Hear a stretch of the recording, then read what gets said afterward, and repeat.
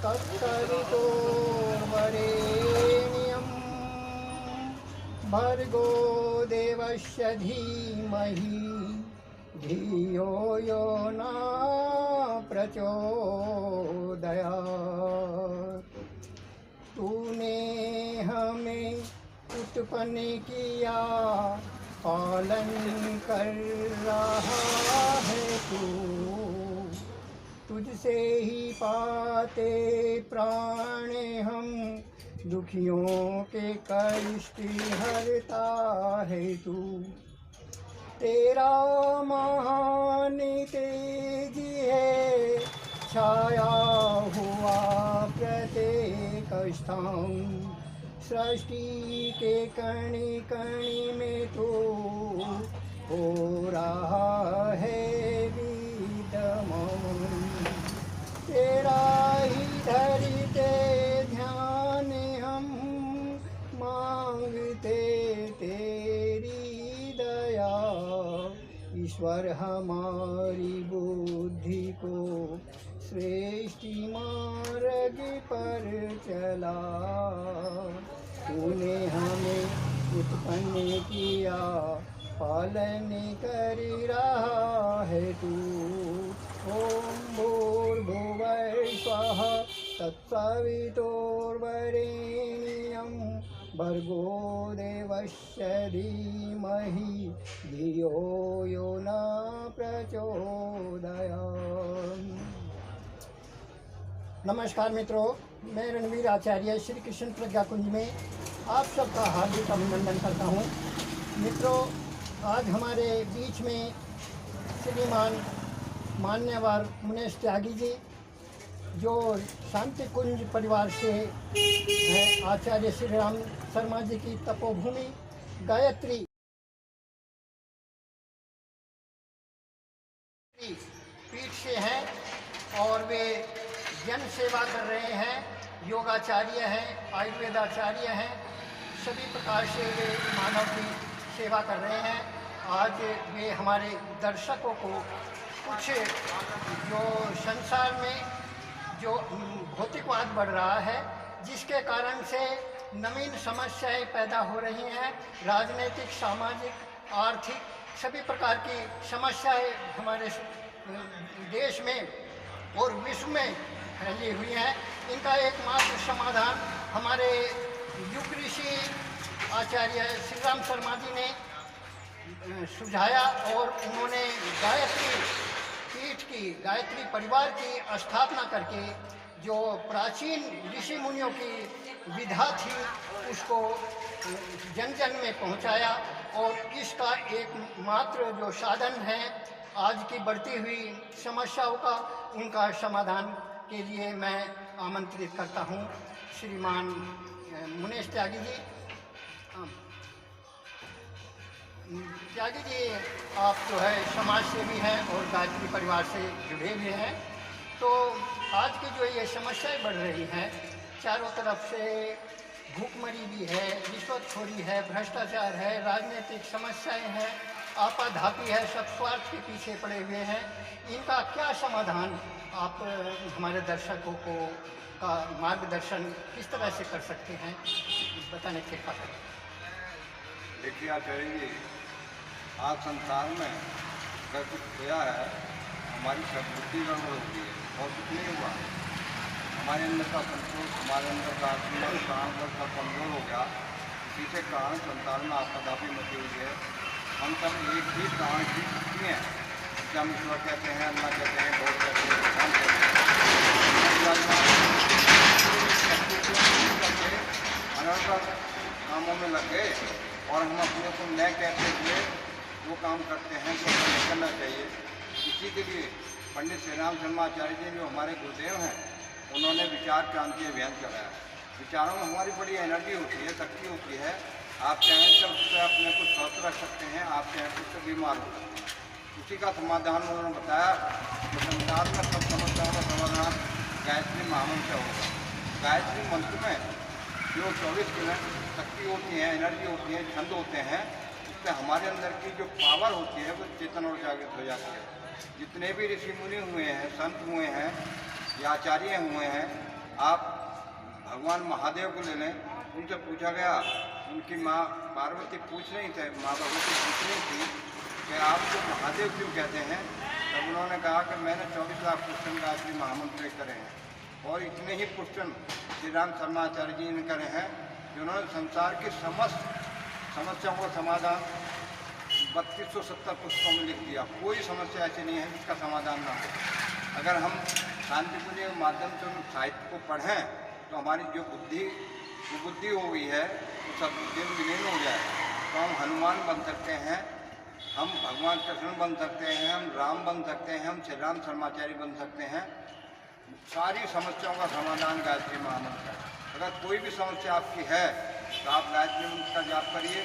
जिसके पास जितना समय है, जो नौजवान बच्चे हैं जिनके पास समय नहीं है, अगर वो 24 बार गायत्री महामंत्र का जाप करेंगे मन ही मन, तो जरूरी नहीं कि वो बैठ के करें, चलते फिरते भी कर सकते हैं। उनका जो केंद्र है सद्ज्ञान का, सद्बुद्धि का, वो चेतना जागृत हो जाता है। क्योंकि इस पर रिसर्च सर्च हुई है कि जब हम गायत्री महामंत्र बोलते हैं तो हमारे अंदर के 7 चक्र जागृत हो जाते हैं। हम जब राम का नाम लेते हैं तो 2 चक्र जागृत होते हैं, हम अल्लाह का नाम लेते हैं 2 चक्र जागृत होते हैं। लेकिन जैसे हम गायत्री महामंत्र बोलते हैं तो हमारे 7 चक्र जागृत होते हैं। उसे जागृत होने से हमारे अंदर से कोई शक्ति जागृत होती है। जितना भी खजाना हमारे अंदर दबा हुआ सब निकल के आता है, ज्ञान के रूप में, प्राण के रूप में, औषधि के रूप में, विज्ञान के रूप में, सब हमारे अंदर विराजमान है, वो सब निकल जाता है। इसलिए गायत्री महामंत्र दुनिया के सबसे बड़ी समस्याओं का समाधान है। इन समस्याओं का समाधान पूरे वर्ल्ड का गायत्री से ही होगा, और कोई समाधान किसी के पास नहीं है। अगर गायत्री को छोड़ दिया है तो प्रकृति तुम्हें छोड़ देगी। क्यों? गायत्री का सूक्ष्म विज्ञान है। स्थूल में गायत्री सूर्य के रूप में प्रवाहित करती है, सूक्ष्म में ज्ञान के रूप में प्रवाहित करती है, और जिसको हम भूल गए। इसी कारण हमारे अंदर की सोई शक्तियाँ, 7 ग्रहण जागृत नहीं हुए, सोए हुए हैं, और उसी के कारण हमारी सद्बुद्धि गड़बड़ हो गई है। आज आदमी को सद्बुद्धि की जरूरत है।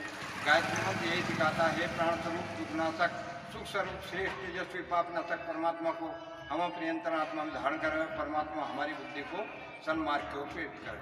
कौन मुसलमान, कौन सिख, कौन ईसाई, कोई सी भी धर्म वाला, कोई सा भी गुरु हो, अगर वो सद्बुद्धि के लिए प्रार्थना नहीं करेगा तो उसे कैसे ज्ञान मिलेगा। आज इन समस्याओं का समाधान अगर करना चाहते हैं तो डेली 24 बार 3 माला 5 माला गायत्री महामंत्र करिए। हर समस्या का, जो भी समस्या है, हर समस्या का समाधान गायत्री मंत्र। अगर आप बीमार हैं तो आप 24 बार गायत्री मंत्र बोलिए, देखिए आपके जीवन में चमत्कार हो जाएगा। आपकी बहुत सारी समस्या हो सकती हैं, मस्तिष्क की हो सकती हैं, धन की हो सकती हैं, उन समस्याओं का समाधान गायत्री महामंत्र है। आज जो संसार में हमारे जो आदरणीय प्रधानमंत्री जी हैं, जो डेली गायत्री महामंत्र का जाप करते हैं, उनकी एनर्जी देख लीजिए, 3 चक्र उनके जागृत हो चुके हैं। विश्वामित्र का, वशिष्ठ का, और उसके बाद ब्रह्मा का, तीनों चक्र जागृत हो गए। उसी के कारण संसार में मोदी जी का पूजन हो रहा है, लोग बाग उनसे मिलते हैं, और पूरा संसार इस तरफ घुस रहा है। ये क्या गायत्री महामंत्र से लगता है, और गायत्री महामंत्र के जीवन को करने कोई समस्या नहीं रहेगी। हर समस्या गायत्री महामंत्र। आचार्य मनीष त्यागी जी, आपने हमारे दर्शकों को बहुत बहुत अच्छी जानकारी दी। तो ये जो हमारा गायत्री महामंत्र है वो चारों वेदों में आता है, और मुख्य है, वेदों की माता कहा गया है, वेद माता। तो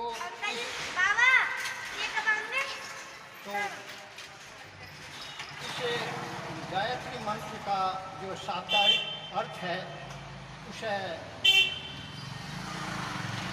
जो ओम, इसका शाब्दिक जो अर्थ है वो हमारे सबको याद होना चाहिए। और क्योंकि बिना अर्थ के, ज्ञान के मंत्र का तो उच्चारण करना या उसे देखना वो पूर्ण लाभदायक नहीं होता। जैसे गधे के ऊपर भार रख दिया जाए, इस तरह होता है। जब किसी भी चीज़ की पूरी जानकारी होनी चाहिए तो इसका जो शाब्दिक अर्थ है, ओम यह परमात्मा का मुख्य नाम है, जिस नाम के साथ सभी गौण नाम लगाए जाते हैं। भूर जो प्राणों का प्राण और समस्त प्रकार के प्राणों से भी प्रिय है, वह जो समस्त प्रकार के दुखों को दूर करने वाला है। स्वयं जो स्वयं सुख स्वरूप और अपने उपासकों को सुख प्रदान करने वाला है। तत् उस सभी तो समस्त जगत की उत्पत्ति करने वाले, प्रकाशित करने वाले, देवस्य देव के देव की धीमहि धारण करते हैं। यह जो न हमारी धियो बुद्धियों को प्रचोदयात उत्तम गुण कर्म स्वभाव में प्रेरित करे, ये इसका साधारित अर्थ हुआ। और हे प्राण स्वरूप दुखहर्ता व्यापक आनंद के देने वाले परमेश्वर, हम आपके पूजनीयतम पापनाशक तेज स्वरूप का ध्यान करते हैं, जो हमारी बुद्धियों को प्रकाशित करता है और अच्छे मार्ग में लगाता है, तो प्रेरित करता है। तो इसमें जो कामना की गई है वो बुद्धि की है, क्योंकि हमारे पास सबसे बड़ी शक्ति है। यदि बुद्धि है हमारे पास तो हम सब कुछ कर सकते हैं। तो बुद्धि उत्तमा, बुद्धि ही सर्वोत्तम है। तो जब सृष्टि की रचना होती है तो महतत्व जो है वो बुद्धि, सत्व रज तम साम्यावस्था प्रकृति महत महत अहंकारात पंच तन्मात्राभ्य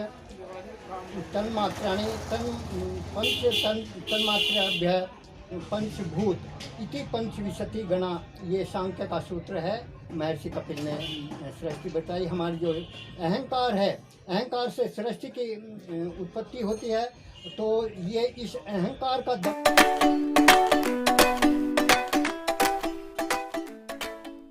दमन सिर्फ बुद्धि से ही हो सकता है, और इसलिए बुद्धि सर्वोत्तम है। हिंदू धर्म या सनातन धर्म इसलिए सर्वश्रेष्ठ है कि उसमें बुद्धि की कामना की गई है, धन की कामना नहीं की गई, और न रिजक मांगा है, न रोजी मांगी है, न कुछ मांगा है। केवल परमात्मा से बुद्धि को सन्मार्ग में प्रेरणा करने की जो इसमें सिफारिश की गई है, मांग की गई है। तो हमारे पाठकों को, हमारे दर्शकों को जो मुनीश त्यागी जी ने गायत्री परिवार से जो जानकारी दी, जो ज्ञान दिया, उसका मैं सबसे अनुरोध करता हूँ कि वे उसका पालन करें, सदुपयोग करें और अपने जो कामों का सुचारू रूप से करें। आप सबके परिवार को बहुत बहुत मंगल कामना के साथ साथ आप सबका पुनर्धन्यवाद। आज की वीडियो में इतना ही, मिलते हैं अगली वीडियो में, तब तक